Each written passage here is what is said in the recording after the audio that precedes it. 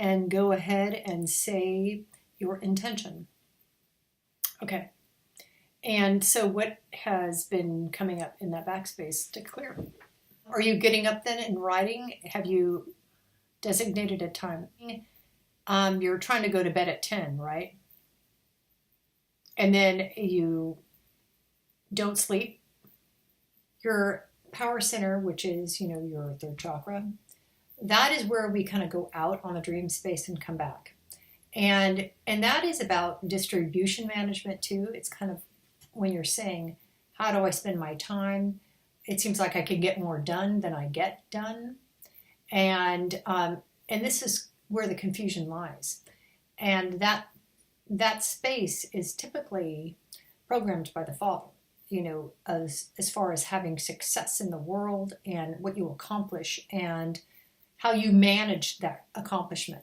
So it is about a time management energy center. That's your power. And that's what you're saying. I'm struggling with that power in that center. And how can I, you're creating a space, it sounds like, in order for you to write. You're setting that space because it's very important you set that up ahead of time because you want to make the space able for you to get in it. Because if you hit anything on an energetic level, it's going to be very hard for you to climb into that space and to write. But it sounds like you are doing better with that. You are sitting down, you're doing it. Is that correct? Mm-hmm. Great. Well, that's a huge improvement because before you weren't even doing that. Yeah. So that's great. So I would continue with really clearing the space in the room too. And that exercise, clearing out your creative space. And it is there in your creative space is where I would put your intentions of what you do want to accomplish and achieve.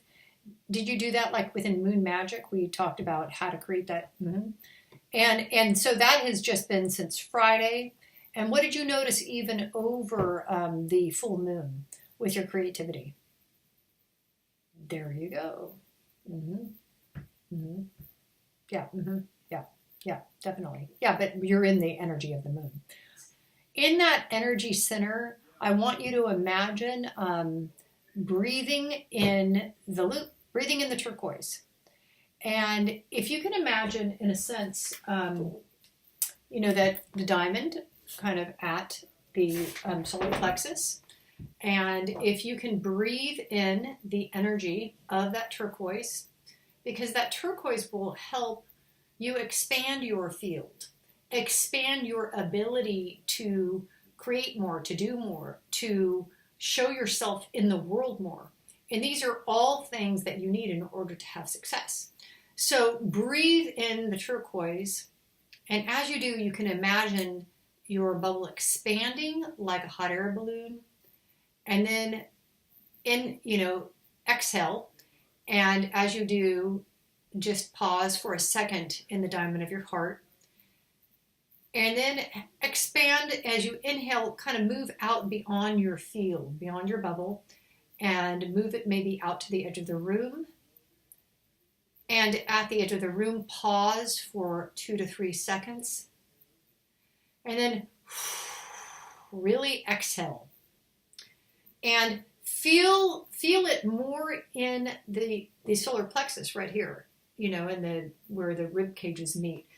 And create that space and kind of open it up. Feel that space opening up so what can drop in and drop through is your energy, your power, your success, your ability to time management, your ability to, and then expand that out even further now.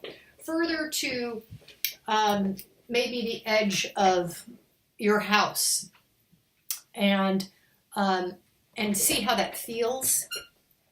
And as kind of you're expanding out and contracting back, you're creating at the edge of the space, lots of space. Because if you're not able to quite bring in your ideas, kind of your intentions, you want to write, you want to, write that book proposal, then first we create it in a space, then we bring it into the body.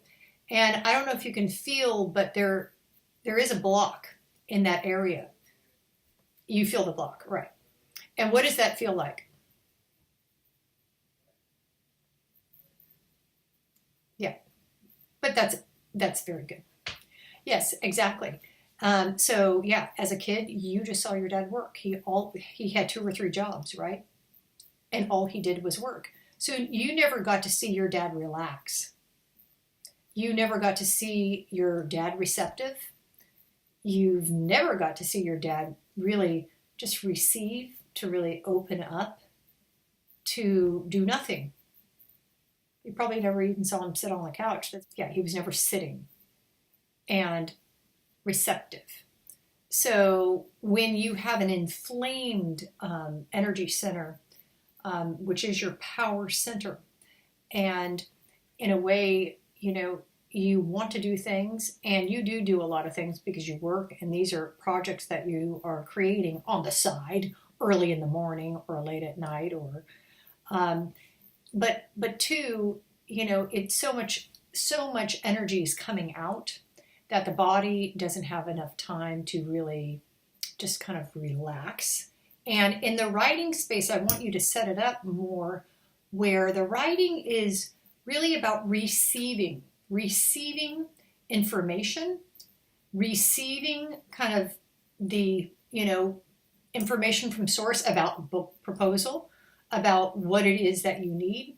A real receptive, open type of space, like this turquoise that you're breathing in, because when you expand your space, what happens, it's like opening your hands.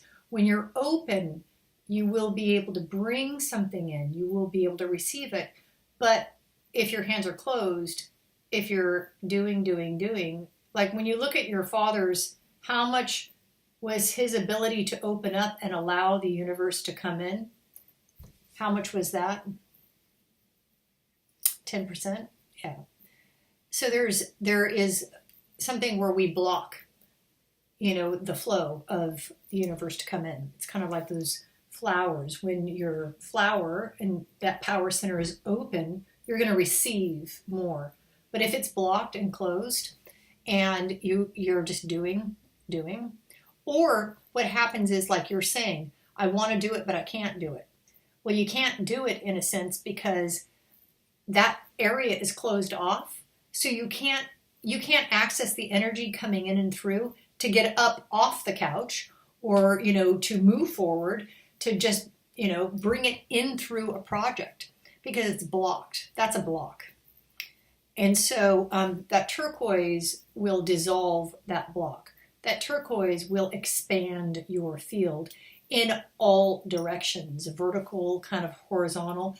So that breath is very important, because just even that simple kind of breath, breathing it in and then expanding out and pausing and then breathing it in, and you can, just imagine the infinity loops going in every direction, and then expand it maybe to the edge of your town, creating a field, a consciousness, an energy of unification, an energy of information, and an energy of, resource, of support. And what is it that you need? Because in order to do this book proposal, you do have to have information, unless you've done one before. Right. And so it's kind of like we move out and say hello to help, or where that information is, and we pull it back, opening, this power center, so that you can have this information within your body. And by doing that, then you're going to have more energy to just sit down in front of the computer and do it. It takes a lot of energy and effort. And, we're mainly an effort. We're trying to do it, but we hit pictures. So what happens when you go to do it? What happens when you're going to do it? You lay down or you watch TV. So you go unconscious. And that's very good to observe, because a lot of energy then goes out. And part of it too is, before you do anything, you've got to call your energy back. You've got to collect your energy up. And because it could be in many different places. And so even just sitting, sitting down, breathing, doing this breath exercise of unifying your fields, because when they're not unified, they get stuck at work. They get stuck in a demand. They get stuck in past time. They get stuck in the future. I need to do this. I need to do this book proposal. And then all of a sudden, when you have that intention, you can't even get it. You're going to bed. You're going unconscious. And so, in a sense, I need to do that. Bring that energy back into your power center and expand it, like the wave energy that will come as soon as you move it out, wherever my energy's at, come back. And moving it in that infinity loop, that wave, it just gets easy that it'll come right in and activate. Is how do I own my writing space? How do I own my creative space? And you have to own it first on an energetic level. And when you absorb other people's energy in you, then you feel like you're going nuts. You actually do hear voices, or maybe some people don't hear voices, but you feel off. And this is because somebody that is very, very highly sensitive, will absorb the energy in the environment. And that, okay, then what happens is you're used to allowing energy to run through your space. And then you're used to trying to ground it through your space, and it will make anyone kind of go crazy. And so, but this is the same when you look at your creative space, when you go look to create. Whose voice is in that space? Who, what are you allowing to run in it? Now, if the TV's on, social media is on, because that's a big collective energy. And there's a lot of hysteria on there. There's a lot of, ungrounded stuff. And so, you just get on that and you're allowing that to run through your field, run through your space. So you got to be very careful when you go on social media. You just got to put a diamond up. You got to make sure your bubble is sealed, because you'll run that right through you. It's like thousands now, voices, people in energy kind of running through. And your field will, it will become an extension of your field, and you got to watch that. Because really what we want to extend in your field is your power, your energy, and this ability where you can receive. So, and especially with the TV, you got to watch how much energy goes out into the TV. How, what are you watching?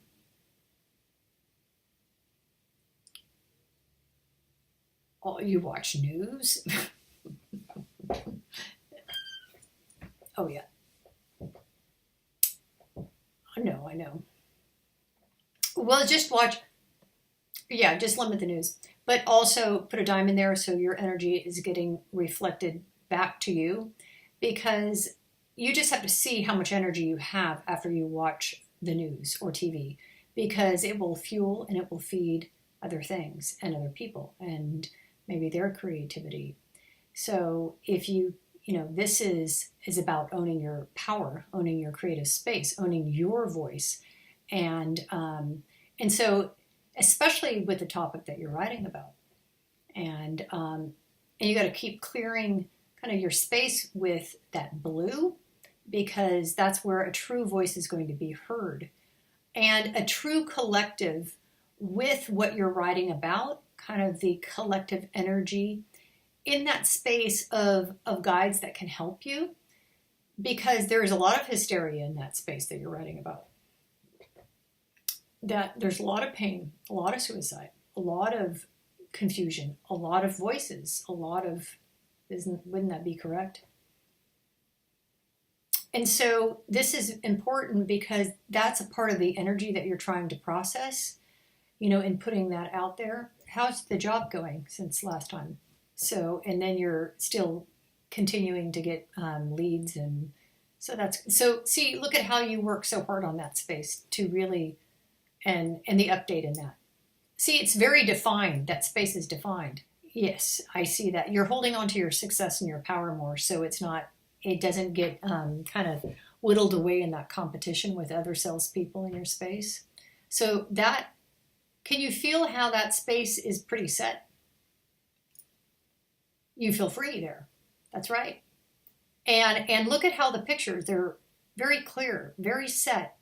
Like you've really, when you work for somebody else, it's sometimes easier to, you have to, you're in circuitry, you're in circuit with somebody else. You have to show up, right? You have to, but what's hard is when you're by yourself, what are you in circuit with? Who are you in circuit with? Like there is no one to kind of account to or be in relationship with or just, have that communication where you start to write.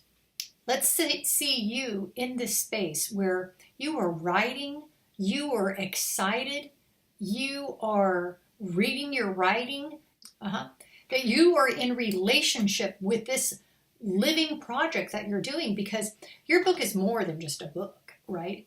It has a voice. It's community and healing, and it has a voice beyond the story.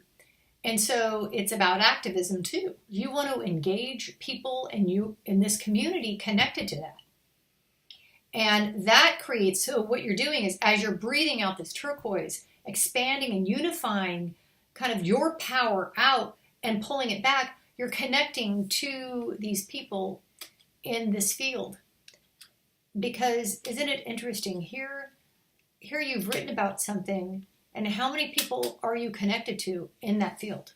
Right, just a few people. Right. Mm-hmm. Yeah. And so this is what we want, because I see that if that energy goes out, connects to them, pull back, then you've got a community around you that will help support this, and then you're talking about it. Because it's like, isn't it interesting? Sometimes in our creations, we get so isolated, like we want a relationship, but we don't go out. We're stuck home, but that's what we want. So how do we kind of have to go out to meet people? And so, but the first part of it is this creation. The next part is expanding out, connecting, and then we're receiving. So the energy goes out, it comes back. Because what I see is a lot of the energy and pain that you're hitting of kind of why you're going unconscious. You've created this isolation around it because there are so many wounds connected to that space that it'd be very, it's like you can even feel it now and you're not even fully connected. And just reaching out and saying hello, because a part of this community feels isolated, alone, checked out, can't get the energy in the body because it's too painful. It's very difficult to own a creative space, because if you are creating and you are in your power, what's going to happen? What does that mean? What will happen? You will help families, you will help kids. Exactly. And not only that, but when you're powerful and you're helping people, there's energies that don't want you to. There's energies that feed off more where kids aren't helped, where they're not supported, where confusion and chaos reigns. And so there's a lot of energy that will try to block you. So you don't own your power. And that's the energy you're clearing. That's the energy of like, get out of my creative space. I'm going to own my creative space. And my energy is going to be in it. And when you have your energy in it, because it's like, wow. Our voices are changing the world. That collective voice. Okay. All right. May it be so.